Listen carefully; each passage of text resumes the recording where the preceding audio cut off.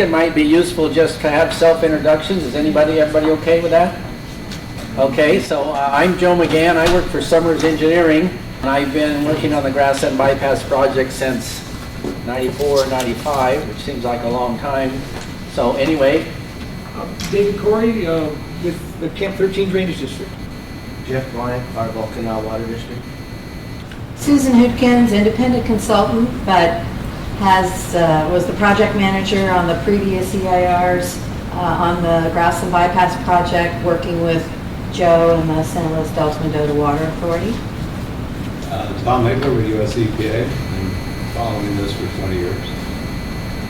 Sue Connor with the Central Valley Water Board. I work on the irrigate lands for the irrigate program. Susan Fergain, Central Valley Water Board, irrigate lands program. Ashley Peters, same place. Andrew Matarazzo, outside counsel for San Luis Delta Water Board. Rebecca Akeroy, General Counsel, San Luis Delta Water Board. Ellen Weir, General Counsel for Grassland Water District. We also have been following and involved in this for many years. So basically our purpose today is to present an overview of the current Grassland Bypass Project status. So those of you who haven't been involved for 10 or 15 years, why I think we have a good report card that we can present to you. And then provide a description of the proposed modification to the project under the 2009 EIR.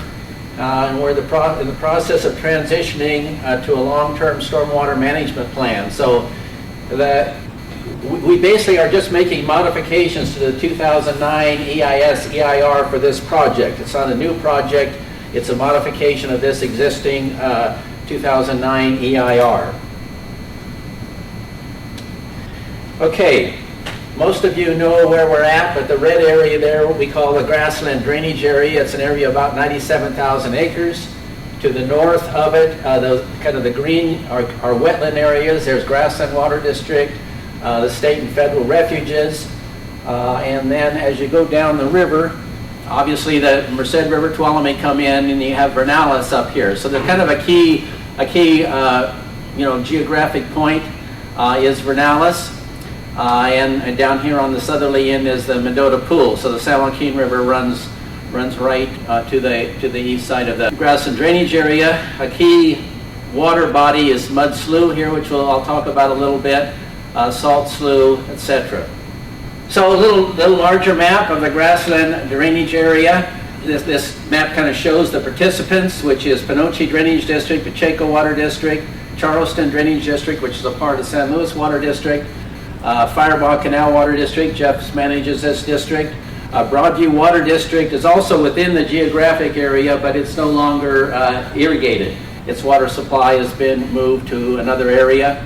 This purple area is what we call the San Joaquin River Improvement Project, which is kind of the key management component to allow us to meet our selenium loads and to allow us going forward to meet our water quality objectives. It's a key component of our project.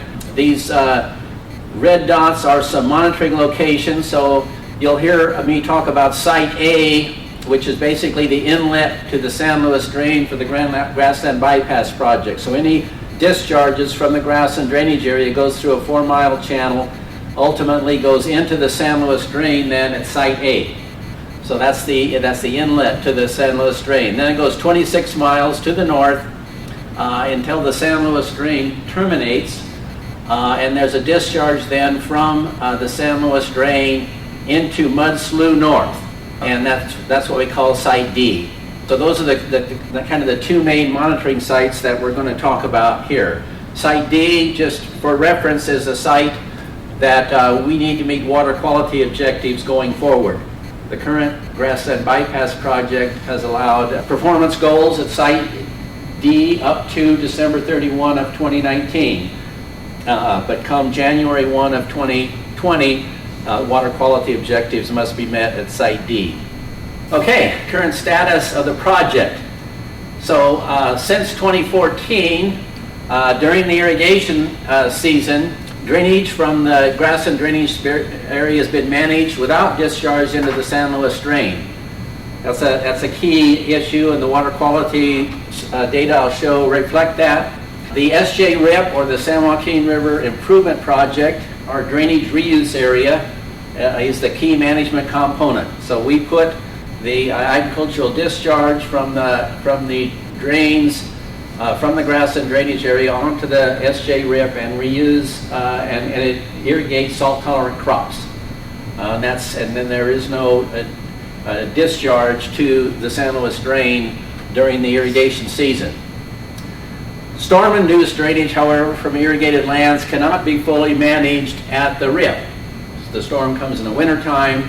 The crops have no need for water during the wintertime, so that's an issue and continues to be discharged and is what we're dealing with now with our long-term stormwater management plan. Efforts to develop drainage treatment continue.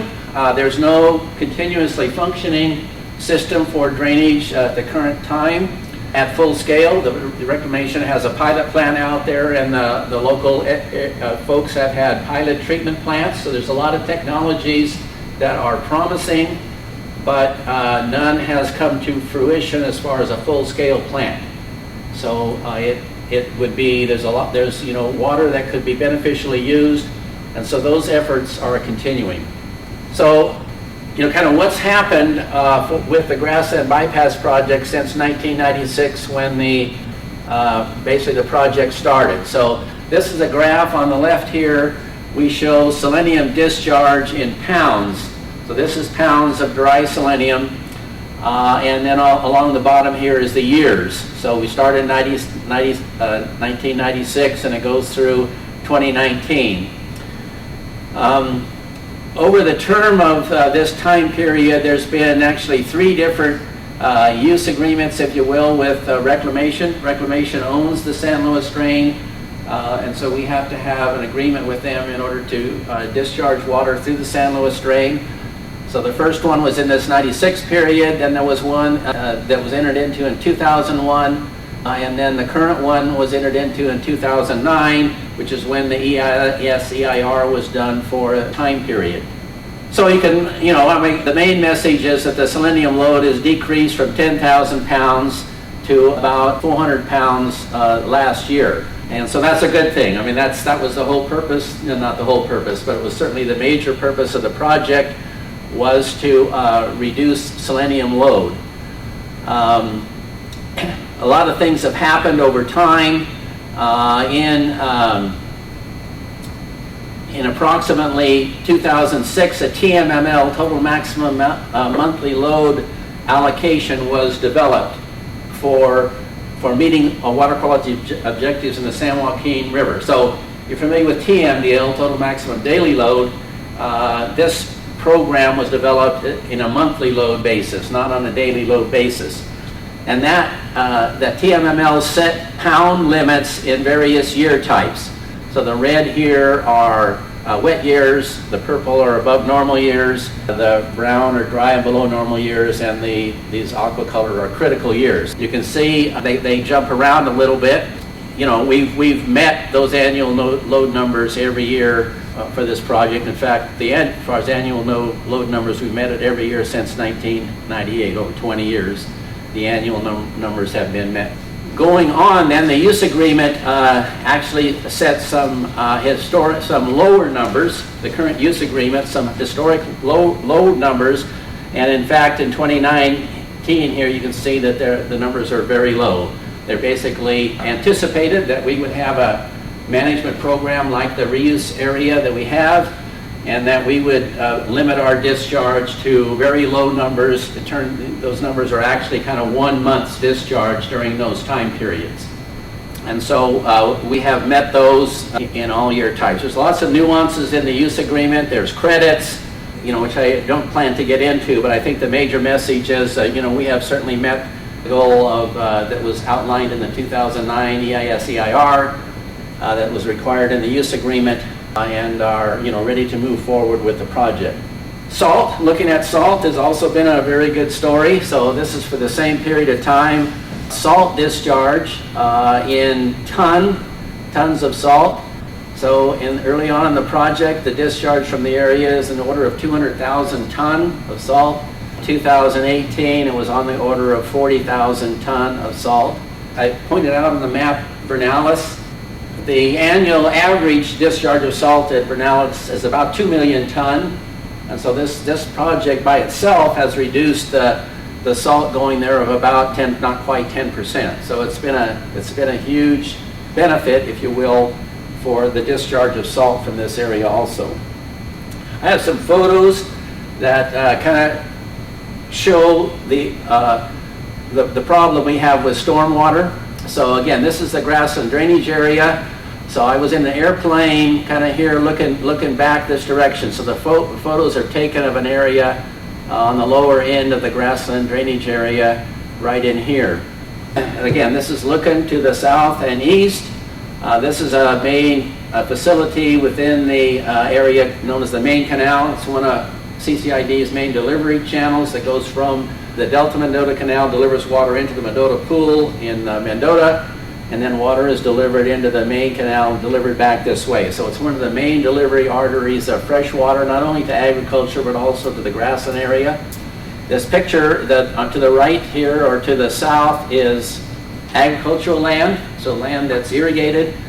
To the left here is land within Grassland Water District that's flooded up for wetland purposes. So this picture was taken in 1998. One of the wettest time periods we had since the project started. And you can see what happens to the water. This is the low end. The slope of the ground here is fairly dramatic. So it slopes from the southwest here to the northeast very significantly. So any water, especially rainfall, storm water, would come to the low end. And so it's ponding up in this area of these photos here. It's interesting it's hard to see here, but there's these canals. This one here on the left is the Helm Canal, which is also a water delivery facility, the main canal, and then we get to the main drain. The main drain is where the Grassland drainage area, one of the facilities that it's conveyed to the Grassland Bypass Project. So you can see here during the wintertime it's inundated, and it's, storm water is getting into the canal and is being conveyed in the canal, but the main drain is also a deep open drain. Deep drains are the historic way out here that land was drained. So perched water, which is in this 5, 6, 7 feet deep range, can percolate into these drains and basically combine with the storm water as it's discharges. So we see effects of these deep open drains in the discharge quality of the surface water. So Joe, just that, in that picture right there, that was 98, huge rainfall. I mean, like, just amazing. So at that point in time, water was going, the full bypass was running, right? The full capacity of the bypass, as well as, I think we were diverting through grasslands as well. So we were trying, so this is not something that happens very often, or really, I think this may be the only year that we've had ponding, but it shows what would happen if you didn't have an outlet, right? That's the point. Exactly. Of that. So this was sort of an extreme event, but it shows what the ponding would look like if we had no ability to discharge at all. And even in high rainfall years, we usually have the capacity to move that out of the system and avoid this ponding with utilization of the bypass project. But if you didn't have that, there This is certainly what would you be, get. this would be a kind of a long-term situation. This is a similar picture. You can see some of the facilities a little better here. Again, here's the Helm Canal, the main canal, and the main drain. So the other issue with stormwater, if it ponds like this and can't be released, the main canal becomes in jeopardy. The main canal is a main irrigation water delivery facility for CCID during the ag period, but also to Grassland Water District during the wetland period, if you will, the fall period, when water is being delivered into the wetlands. Anyway, it would just be a huge issue if it was breached, for example. And so if you have no outlet for the stormwater, you have the threat of possible breaching of facilities like the main canal. And without that, well, you'll see the frequency here, but without a place to put that stormwater, a place to allow that water to flow downhill, that would happen every year to some extent or another if we had rainfall. It would be different amounts, but it would happen on an annual basis. So these next three figures demonstrate the issue that we have. So it's a graph here. On the left is the discharge in CFS into the San Luis drain at site A. So if you remember my map, it's the map on the inlet side, the southerly side of the San Luis drain, where water from this area discharges into the San Luis drain. So that's the blue lines are this discharge in CFS. The red lines are rainfall that may have happened at any given day in inches. And so here's a time period here from October of 2015 through June of 2016. This period was a dry, below normal type year. It wasn't a wet year period. It was dry period. Yet we still had a discharge into the San Luis drain that we could not use with our management practices. We couldn't use our reuse area. And it kind of follows a pattern. As rains start in the fall, and here we had a really significant rain of over an inch and a quarter, and we did have some discharge to the San Luis drain. But as it rains and as the soil becomes saturated, then the stormwater accumulates more and more into the drains, and we can't have no place for it to go. And so as you see, even with minor rainfalls in this area of less than a half an inch, we have significant flow up to 80 CFS. And then, as you get later in the year, even in May, we'd have a large rainfall, but because the soil is saturated, we had significant flow of almost 100 CFS. So this is a time period, again, when we can't use it on the reuse area. There's no crop need, if you will, in the reuse area. So there's no place to put it. And we don't want to pond it there. It could be a waterfowl attraction. We don't want to compete with the wetland area. Here is just another example. This is an October 17 through April of 2018 time period. It was also a below normal year type. Again, we had some rains all the way up through December. Didn't have any discharges, but the soil was saturated. We had some high rainfalls and we had some discharge. And then I wanted to show this one. So this is January of 18 through December of 18, so that actually covers two water year types.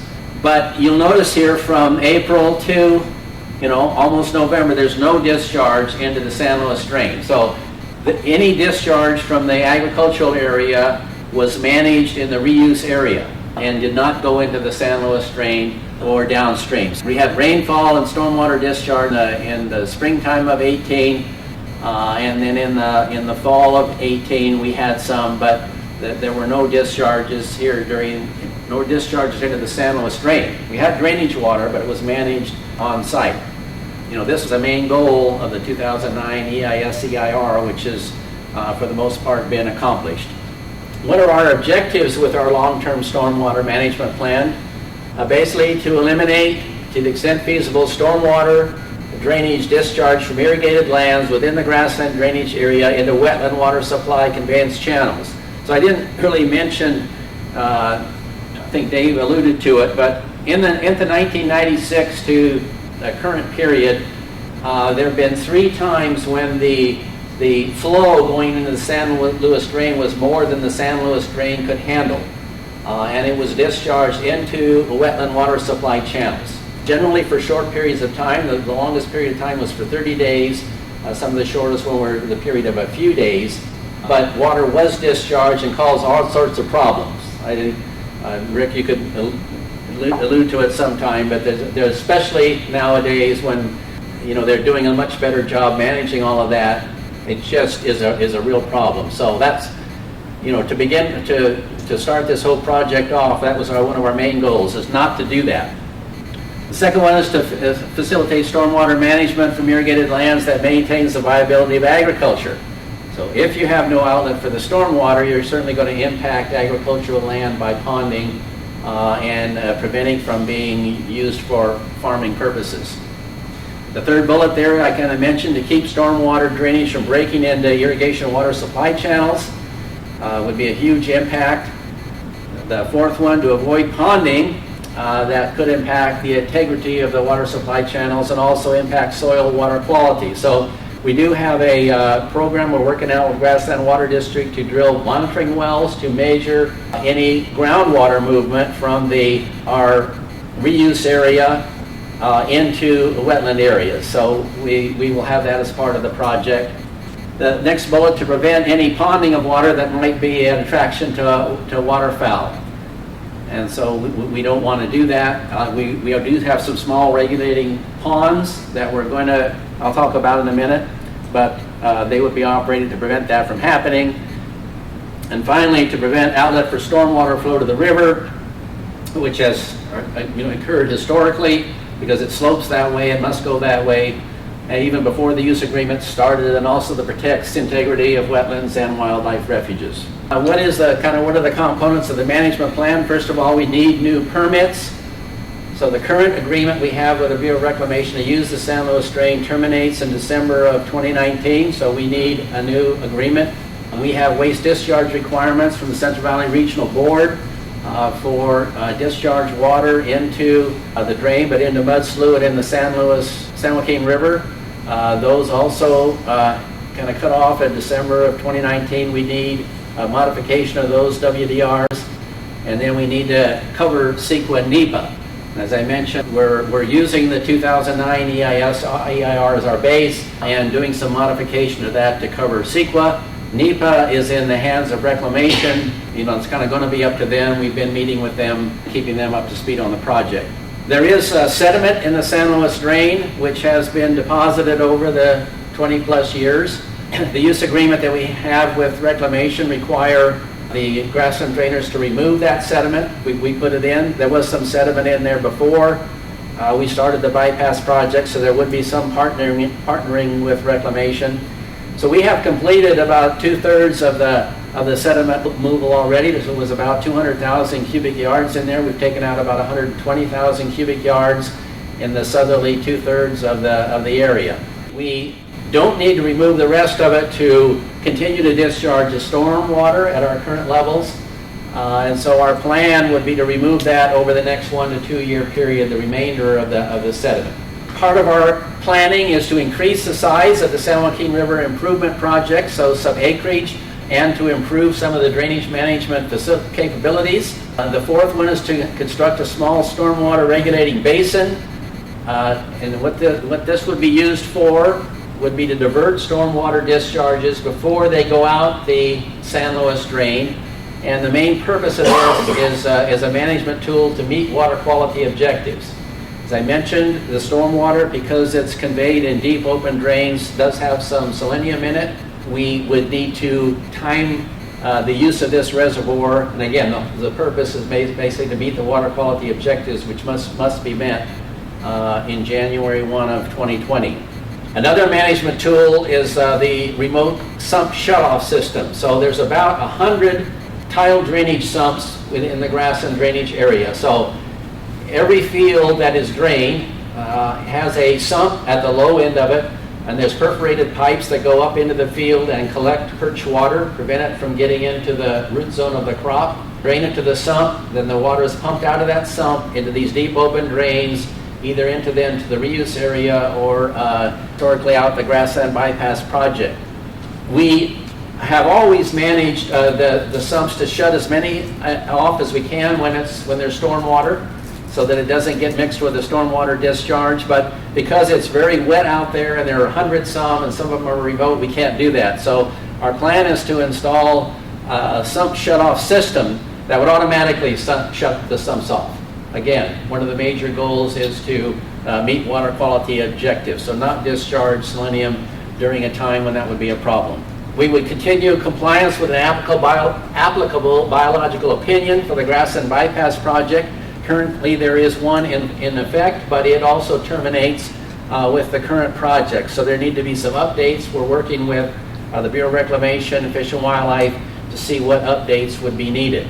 The kinds of things that are in that biological opinion mainly have to deal with the reuse area and monitoring in the reuse area to make sure it's not a habitat for wintering waterfowl and for endangered species such as the San Joaquin kit fox.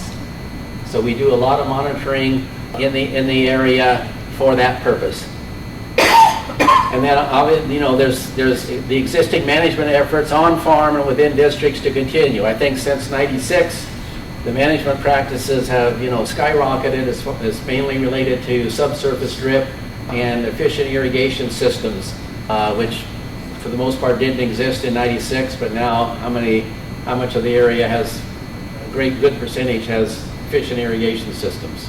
We have received a grant under Prop 84 to implement these new practices. So it would be used for the SCADA system that would be necessary to shut off these sumps. We would use it to develop this 200-acre short-term storage basin. It would have about 1,000 acre-feet capacity. We would add about 1,400 acres to the reuse area. Currently it's 6,000 acres, so it would become about a little over 7,000 acres. And we would improve some drainage management infrastructure, some pipes and canals and pumps within the reuse area to get the water around better. This is a map that shows where the drains are that collect this stormwater. So these red channels are these deep open channels that once it gets saturated in the area, the water discharges into the channels. Again, the slope is from the northwest here to the southeast.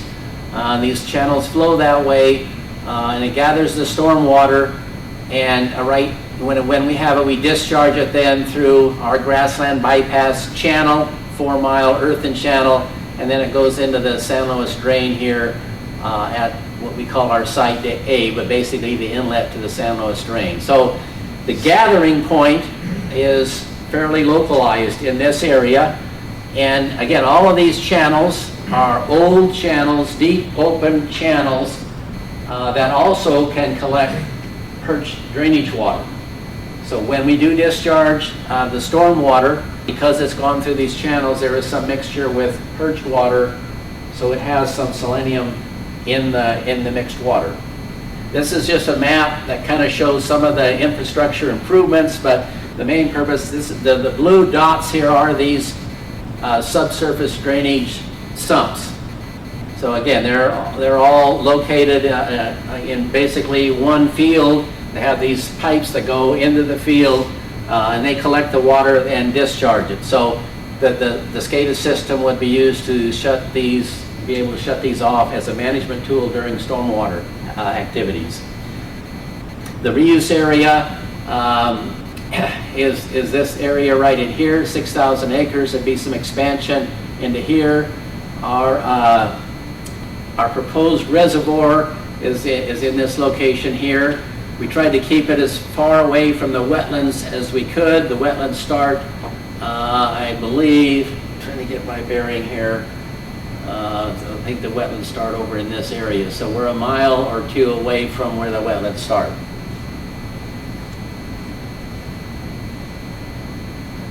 Okay, the stormwater regulating basis kind of raises some red flags with folks. We don't want ponds, we don't want a Kesterson type reservoir, and so how are we going to manage them? So as I mentioned, locate them as far from the wetlands as practical, but we still have to be able to get water into them. But they would be designed and maintained to minimize attractiveness for water birds.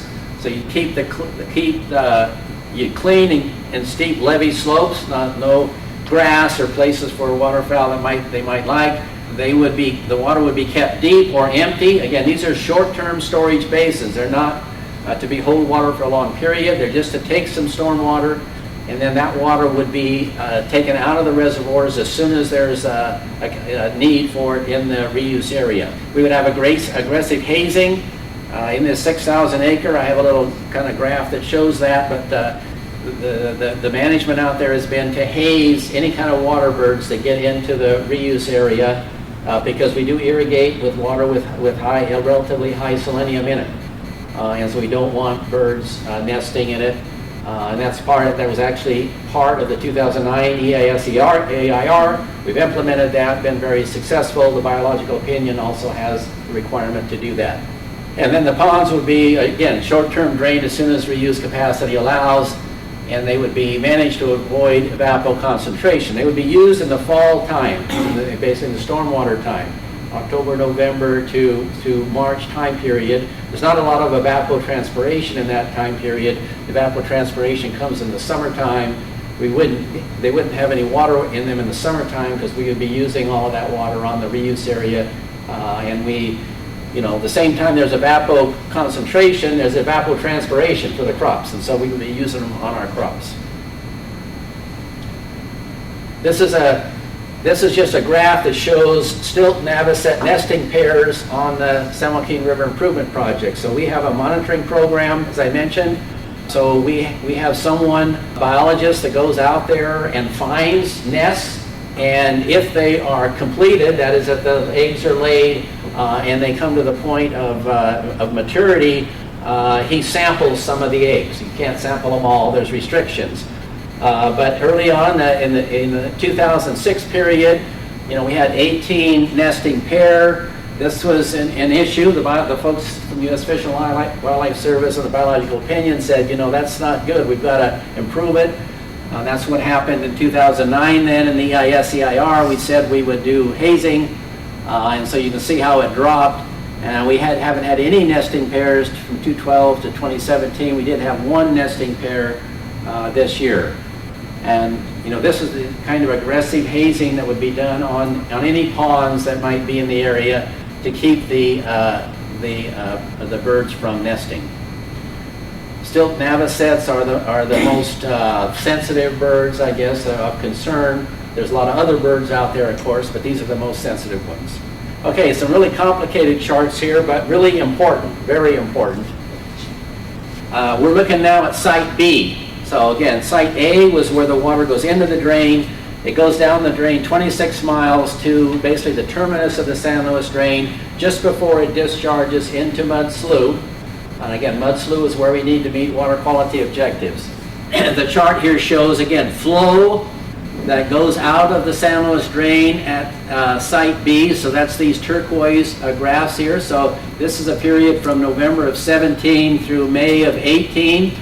So we had some flow that the other graph showed also, 100 CFS up to a little over 120 CFS of stormwater being discharged out the San Luis drain. The white squares are the selenium that's in the San Luis drain. Now this is not Mud Slough where water quality objectives need to be met. It's in the San Luis drain, and they are elevated some of them over 30 parts per billion. And so we know that. So that, again, that's a result of these deep open drains collecting the stormwater and discharging it out. But the important thing is in red here. So the future water quality objective in Mud Slough is a 5 part per billion. It's actually a 4-day running average. I've just drawn a horizontal line there. This side over here is the selenium. 5 part per billion, 4-day running average. The red triangles are actual readings, actual grab sample readings. And you can see for the most part the numbers are very low. They're in the 1 part or less range. When there is stormwater, they do get higher. So we had some hot ones, some here a little bit higher. We had a couple here above the 5 part per billion number. So that's something we need to pay attention to. That's why we have proposed these management practices, which those management practices are not in effect in this time period. Management practices with our short-term storage ponds and our shutting off of the sumps. Here's a more recent period, and again, this is from November of 18, continuing on through May of 2019. And again, we had a couple exceedances of the 5 part number here. And again, before any of our management practices were implemented. Now these are individual grabs. The objective is a 5 part, 4-day running average. So you take samples every day for 4 days and average it. So there could be some averaging of some of these peak numbers. So again, this is kind of the whole key to making as we go forward, making the project work. Basically weekly, when we can get out there. So it's once per week. How quickly do you get your sample results back? What's that? How quickly do you get your sample results back? We can rush them and get them back within, I'm wanting to say week to 10 days. We send it to South Dakota, who's been the historic, selenium expert, if you will. So it's a little travel time, so it's a week to 10 days. This is an important thing, and Tom, you might remember this. This is a supplemental mitigation project fund. So this was established in the 2009 use agreement. Fees were paid by the farmers here for every pound of selenium discharge after January 1 of 2015. So the last 5 years of the project, there's a requirement for every pound money was put into a fund. The current balance in that fund is about $330,000. The use agreement says that the projects are to be funded and determined by a mitigation subcommittee from the Grassland region, comprised of, and again, these are local folks from California Department of Fish and Wildlife, U.S. Fish and Wildlife, and a nonprofit organization. So the use agreement says funds would be used for, a variety of reasons that this subcommittee would determine: refuge water supply augmentation, increased water flows in mud slough, habitat restoration, species-specific habitat establishment. It also says that, and so there is a subcommittee, local subcommittee working on this. It also says that whatever project is has to be approved by the oversight committee. The oversight committee, just as a quick background, was basically the managers from 5 different agencies, which include U.S. EPA, U.S. Fish and Wildlife, Regional Board, and I keep forgetting the 5th one. What's that? Reclamation. So we might have to have a meeting of the oversight committee to approve the expenditure on these projects. So we'll see how that goes. There hasn't been any. EPA is, I think, There hasn't been a meeting for over 10 years, maybe 15 years. So we might have to, do something about that. We'll have to get to do it right. Who is your nonprofit organization? Grassland Water District will be the nonprofit. We have will propose some mitigation enhancements in our modifications to the 2009 EIS/EIR. And again, because the mud slough water quality objective is so important, we're kind of proposing that there be a goal set of 3 part per billion 4-day running average selenium, which is below the water quality objective of 5. If you looked at the data there, that's going to be met by far the majority of the time. And then we're proposing for every 3 months that this goal is met, that there could be 1 exceedance allowed. So that follows a little bit of the pattern in the use agreement as far as selenium load.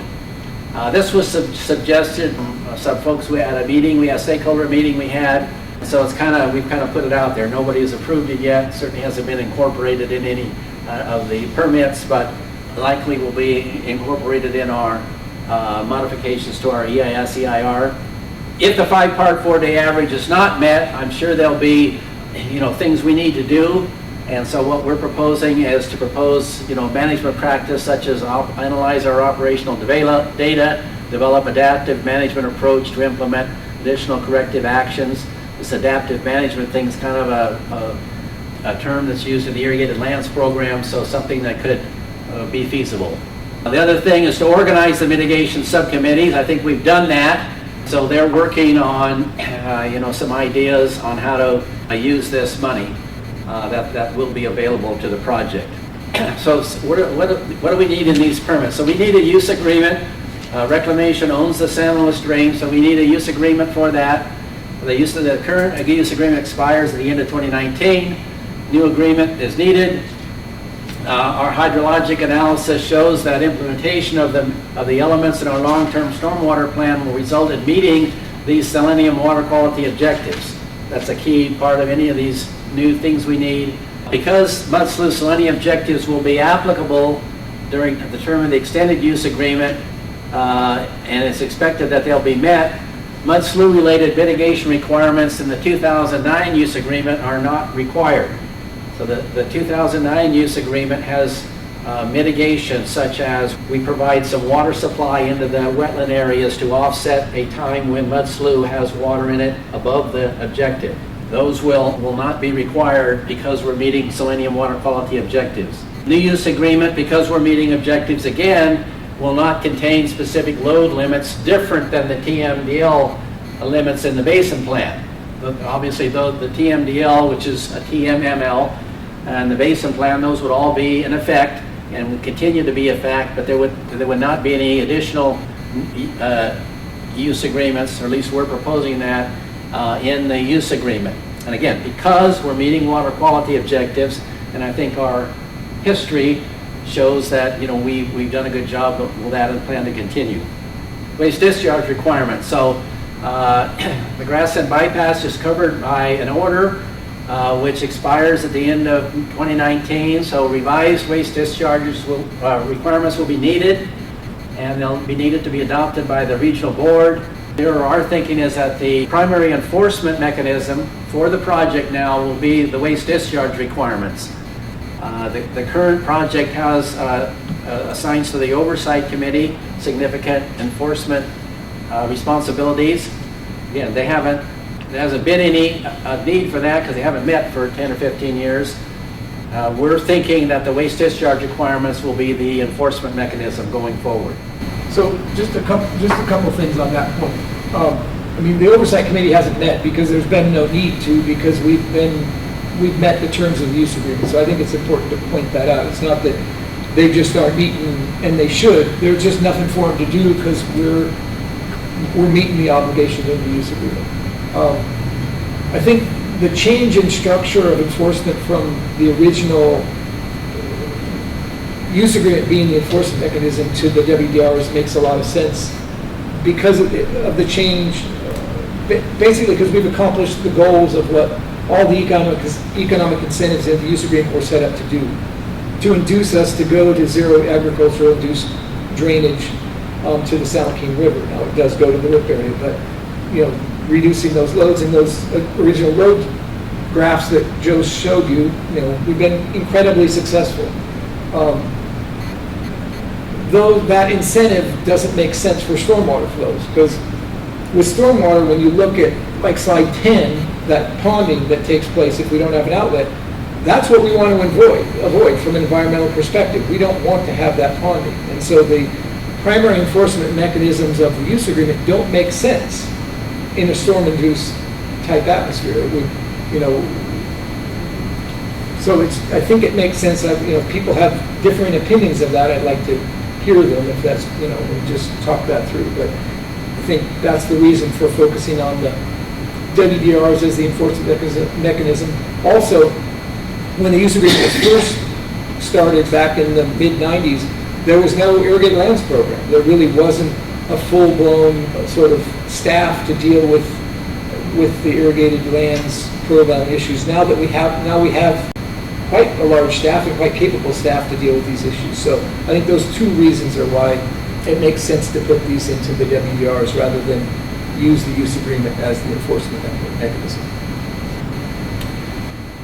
And of course, the selenium objective that I've been talking about, the 5-part 4-day averages in the Basin plan, so it's on the books and must be part of anything that goes forward. As well as the selenium TMDL for the San Joaquin River. Yes. So monitoring plans. The current waste discharge requirements for the Grassland Bypass Project from the regional board include a monitoring and reporting plan. So any new ones will also include one. So I kind of gleaned out of the existing program here some of the key sites that would need to be monitored. So minimum locations, and there would be more. San Luis Drain at Site B. This is the terminus or outlet, if you recall. So we would continue to monitor the San Luis Drain. For our own purposes, we would monitor the inlet to the San Luis Drain also. There's a couple different minor location differences here where water quality sampling is done and where flow is done. That's why there's some B2 and B3 here, but they're basically the same location. Then mud slough at Site D, downstream of the San Luis Drain. Currently, that's not required to be monitored daily so that we can do a 4-day running average, but it would have to be with the new program, and we would want it to be, because we think there's an advantage to monitoring over 4 days as opposed to 1 day. And then the San Joaquin River at Crow's Landing, it's downstream of the Merced River, but it is the compliance point for selenium in the San Joaquin River. So the TMML and the water quality objectives are also required to be met at Crow's Landing. So what's our schedule? We're in the process of preparing the technical analysis and the draft initial study. We're in the final stages of doing that. We're having public informations. We've had a several meetings with downstream interested stakeholders, with local wetland folks, and having this meeting, we've also met with the regulatory folks and the folks we need to talk to, like Reclamation and the regional board. We are targeting in the August time period for the San Luis and Delta Mendota Water Authority Board. They are the responsible party, if you will, for the Grassland Bypass Project. We're anticipating they would consider adopting an addendum to this 2009 EIS-EIR and filing a notice of determination in the August time period. That's very quick, but we're targeting that right now. And then the regional board, we just put some dates here for them to consider adopting revision to the waste discharge requirements. I think the regional board has scheduled a workshop on this project, so another outreach thing to the regional board to give them a heads up before any decision might be coming to them. And then we've been talking to Reclamation, and they know what our time period is. They have their own restrictions. The goal is they would be able to consider a permit for stormwater discharges in the San Luis drain also in this time period.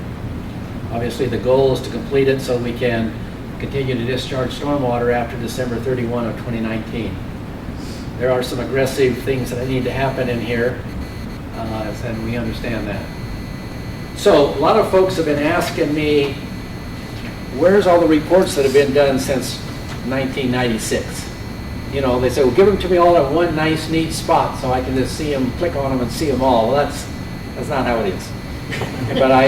They're all listed on this piece of paper that you have here, and I can email, I can email them to you so you can click on the email and find these things. But all of the reports that are for this project, including the daily data, is on these. So that's where all the historic information can be found.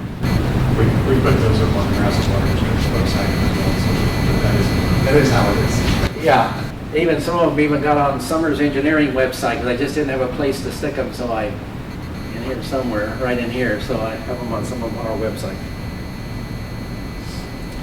Okay, so that kind of completes my presentation. Our agenda here kind of has an opportunity for discussion. Yes, sir. I'm going to ask some questions that are probably either ignorant or impossible to answer. My ignorance or your possibility. But I'm trying to get a sense as to where is this. Well, let me back up. A couple things. Congratulations to you guys, for one. I mean, you really have done an amazing thing over the past 20 years. I mean, if you look at the managed periods where you're just dealing with your drainage area, you got there. And I never thought that would happen, so congratulations. So it seems like what we're really looking at are these storm events. And I want to try it. So my questions are more about what is the nature of the storm event? And so the first question would be, of the water that's going into the drain that we're talking about here, is that mainly water that's falling on the Grasslands district, or what part of it is coming from upslope somewhere? Because I know that you get these huge slugs coming down from the streams upslope. Any sense of that? Yeah, so we've learned a lot over the past. So 20 years ago, I don't have a picture of it, we were worried about Panoche Silver Creek flows, which is, Panoche Silver Creek's about, you can't even see it on here, but it's down in here. It's like, 20 miles. It's a large watershed and runs a lot of water. We have not discharged any Panoche Silver Creek water over the period of the project. It has caused problems. It caused problems to Jeff's district, breaks into their canals, etc. The watershed, if you will, is the area that collected by these drains. There's also Little Panoche Creek, which it should show on here. It runs over in here, but it has not been a significant contribution of the discharge of this stormwater we're calling now out the bypass project. So it's basically rainfall in this area. So those ponding pictures you were showing, that was really coming from grasslands? Yeah, it was. Okay, that's surprising me a little bit. From the Grassland area farming district, not the Grassland. Oh, I'm sorry. Yeah, it was coming from, so the pictures were in this area, and it was coming from rainfall that occurred. Okay, and then the follow-up to that is, so you're putting discharges into the San Luis drain there's infiltration coming in probably along the whole length of it at different times of the storm events. Are there other sources of water in that drain when it hits the San Luis River, the San Joaquin River? Or is it really your guys' stuff plus the infiltration coming in? I think that's it. Okay. Yeah, it's blocked, one of the requirements, it's blocked on the upstream side, so no water from this area can come in. There was one odd event. The main canal actually broke and went into the San Luis drain and ran a little bit of water through here, but it was because of a breakage in the San Luis Canal, not any stormwater event. Breakage in the CCID main canal. Yeah, in the CCID's main canal broke into it's higher and it broke and run some water into the San Luis drain. And it looks like your management approach is going to be put it in these temporary holding basins and then put it on the reuse area as available, or is that mainly it? That's the... Well, yeah, and it could be released. It might be released at a time when we could need to release it. Released into The San Luis drain. into the drain and into the river. Right, yeah. And that kind of goes back to the idea we talked about years ago of taking advantage of these some capacity during high flow events and that kind of thing. Yeah, and part of it, I think the thinking, and set me straight if I'm wrong there, is that we're thinking if a rain event's going to happen, if we can pick up that first part of water that's in the drain, it might have higher selenium concentrations right there, so we can take that out potentially, and then discharge, it gives us another management tool really to try and, one, I think prevent the times it's going into the drain and discharging the river, but it also allows you a little bit of flexibility to take some of, if you have higher concentration water out, store it and not discharge it, so that those initial flows, I think that, isn't that kind of the thinking of it? It's a management tool. Right. We'll learn as we use it, and we have some small basins now that we've learned how to use them. They're smaller, but we use them now, and it's been an effective tool. I'd like to, on this particular issue, if you could go to, I guess it's slide 22, and then actually, why don't you go to slide 6 first? And Tom was there when this happened, and you sort of alluded to this in your first statement. When we entered into the first use agreement, we were looking at, 10,000 pounds of selenium. And we were looking at really, at that point in time, we were really looking at getting down to TML loads, lower loads. We really didn't know how we were going to do it. As a matter of fact, I think anyone sane at the time would have said, there's no way this can be done, right? I mean, it was enormous project that it was a lot of uncertainty associated with it. But you can see what we did, and I appreciate your giving us, some kudos for accomplishing this, because I think we're all proud of it, and everybody involved, including EPA and, all the agencies. But, we did it. Now go to slide 22. If you look at slide 22, you look at this one, it's like, compared to the last challenge we had, this one's easy. I mean, it should be. I mean, it's not that we're going to have learning curves. We're definitely going to have to, potentially go through adaptive management. But you look at how close we are to 5, and those are grab samples, not 4-day running averages.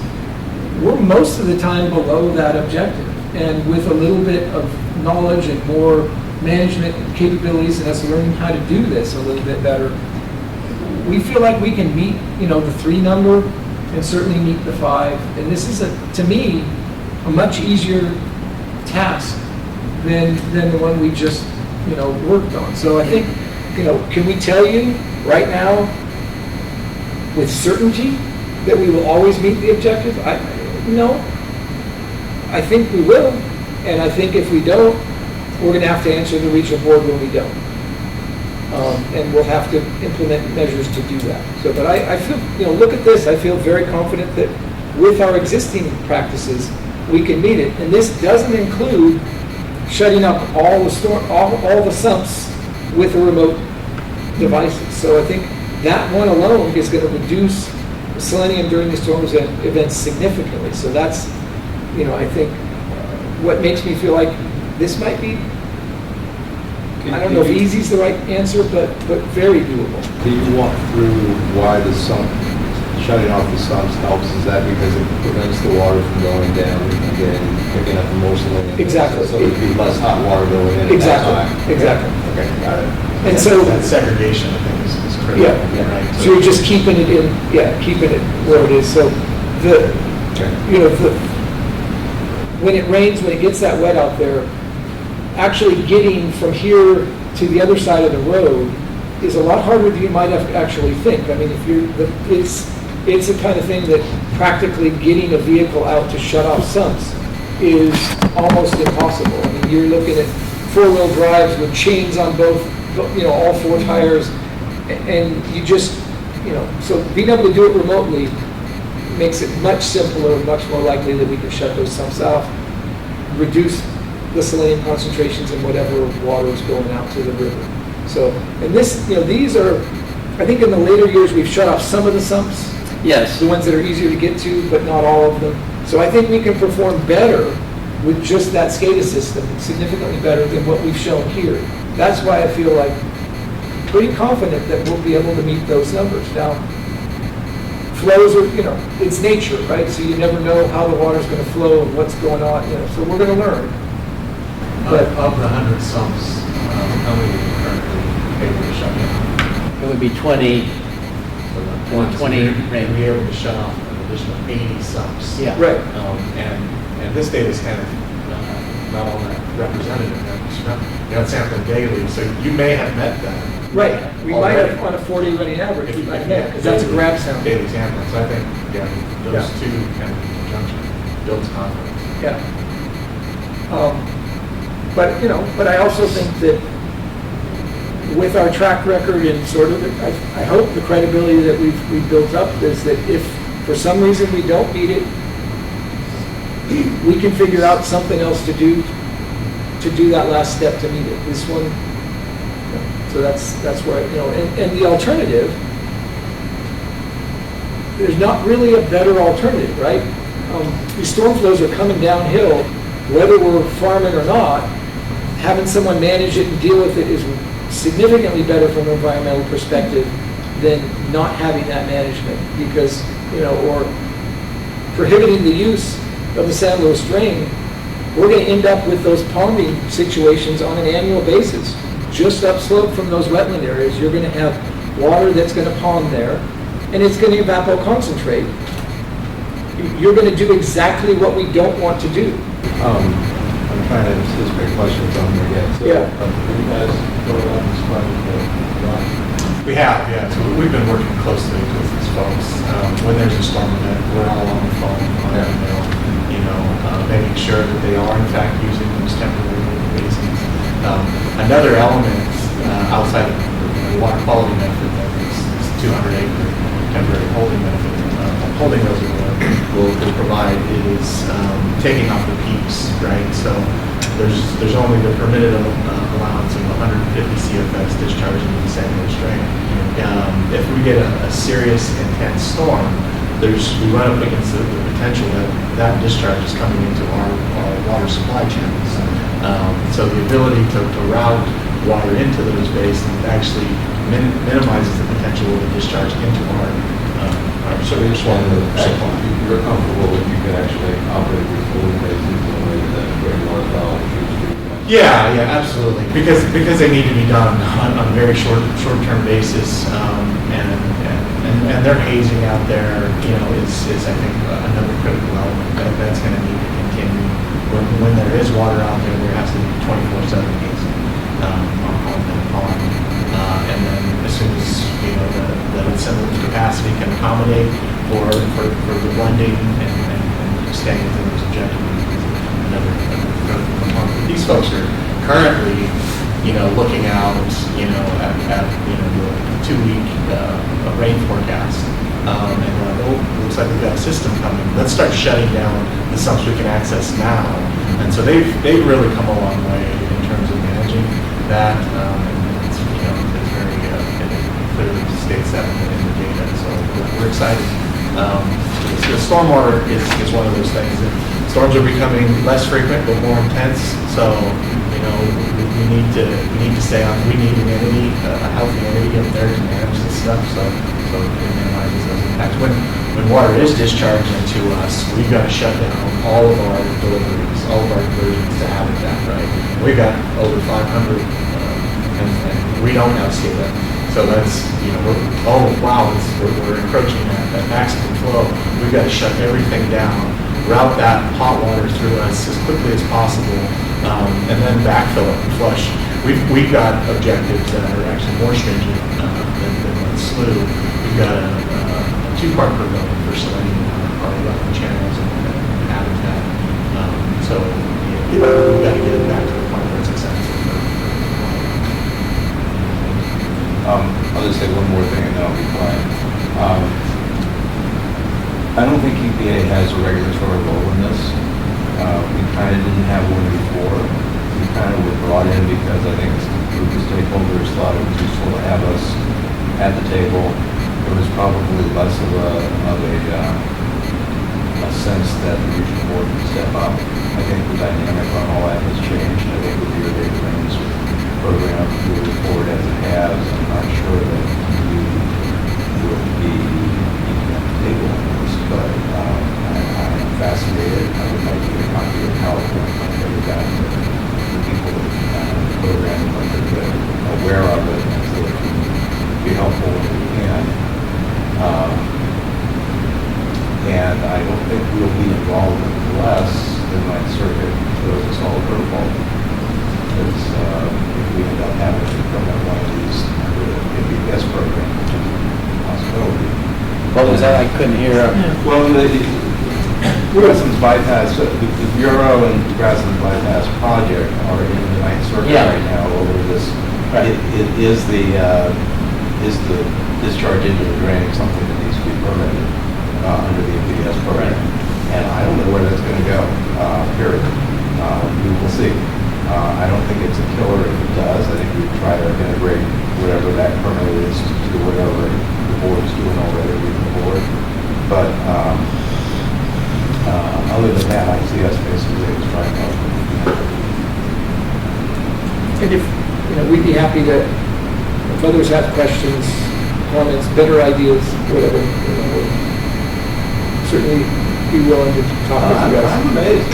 You know, I would not have predicted that. I know. You know, so I think I'm very happy with how you're doing it. You seem to have both creative people and good technical people, so I should just stay out of it. Let you do all the work.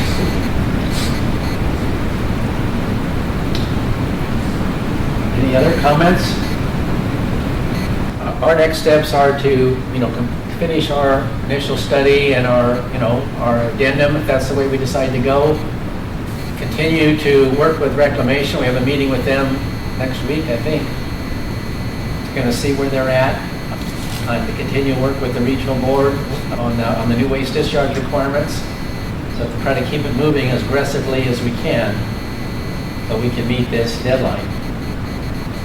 Have you talked to County Costa? Yes. Okay. So we've met with them at least 2 or 3 times, keeping them up to speed. I suspect if they hadn't heard this before, they'd be here today. Okay, I guess we're adjourned. Thank you all for coming. Yeah. And good to see you, Tom. Thank you. Thanks for having me here. Hey, Joe, great presentation.